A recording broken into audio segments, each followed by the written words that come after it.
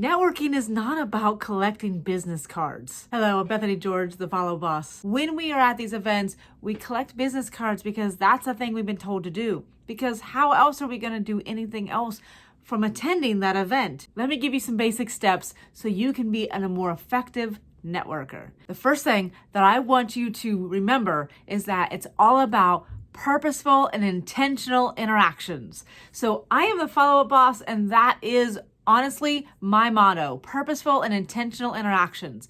Listen, you aren't going to build your business through networking just because you showed up and just because you passed out business cards or just because you gathered business cards and are going to add them to an email list. You will grow your business through networking because you are willing to go deeper and commit to those relationships. It's about like, know, trust. We do business with people that we like, know, and trust. And I didn't intentionally change that phrase on purpose because as human beings, we connect with people that we like, that we have an emotional connection with.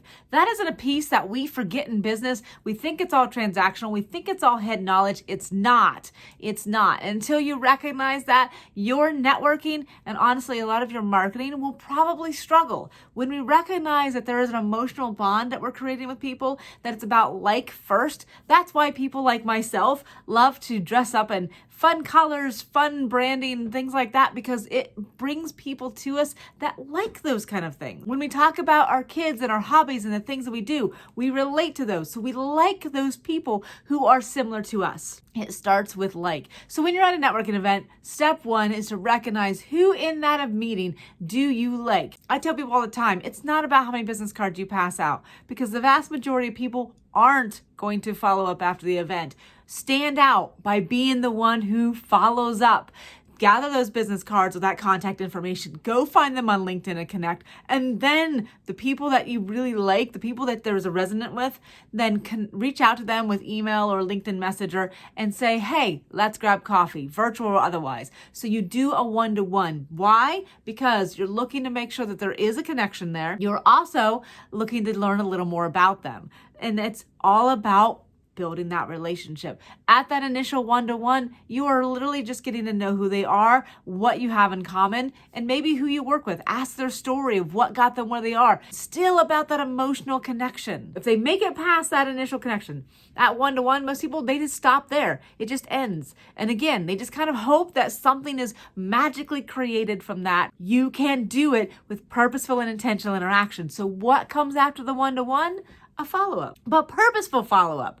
This isn't about pitching somebody. This isn't about selling somebody. What in that conversation did you have that made you think of somebody else you can introduce them to, or something that you have available to you? I, for example, do a lot of podcasts. I know some really great hosts who are looking for guests. Tell me a little more about what you like to talk about, and I can find the right connection. Good collaborators for them, or people who would be good referral partners for them. Those are easy introductions to make. They're not referrals because you don't know this person. You don't know their business really well yet. You're not really sure what a great referral for them is going to be. And you also don't know, are they going to do and stick by their word? Honestly, for me, I test people. They don't realize they're being tested. Their ability to respond and interact with me after that initial one-to-one will tell me whether I can trust this person to send somebody to them. So there's usually 2 to 3 things that I'll do for people after a one-to-one. And what I'm doing, I'm providing something for this person. I'm following up the way I said that I would follow up. And I'm also watching to see how they interact. If you're networking, make sure you're collecting business information so you can reach out to them after the event. Do the reach out. Invite them to a one-to-one. Not every single person you meet. I like this person. There's something that there's potential here for us. I want to connect and have a deeper conversation with this. So that's a second piece. And then the third thing is follow up from the meeting. Be purposeful. What are some ways that you can serve this person, provide something for them, and continue the conversation? And then watch, see how the conversation continues. You can also reach out on other social media platforms. So if you're active there, you can keep an eye on each other and just find other opportunities to interact. After you've gone through those things, you usually will have a little bit of an idea of, is there truly something more available from this?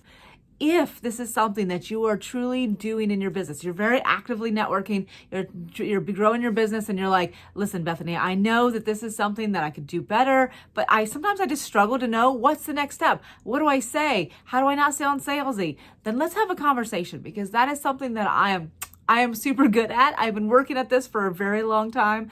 I'm all about building the relationships and being relatable, but also purposeful, because so often I see businesses either move to the full transaction side of, here's my business card, you need to reach out to me, I'm going to add you to my email list, it's all about the transactions, or they go to the farthest other side of it, they're all about relationships, but then they get friend zoned. They don't grow their business because everyone's just chatting about, having coffee and meeting for friends and talking about the kids, which is great, but they never actually get to build that know about their business, which is also an important side of who you are. So to merge those two sides, it comes down to purposeful and intentional interactions. That is something I'm really good at. Building that relationship with your prospects, with your collaborators, with your champions. Those are important things to do in your business. I would love to chat with you more about that if that's something that you could do better at in your business.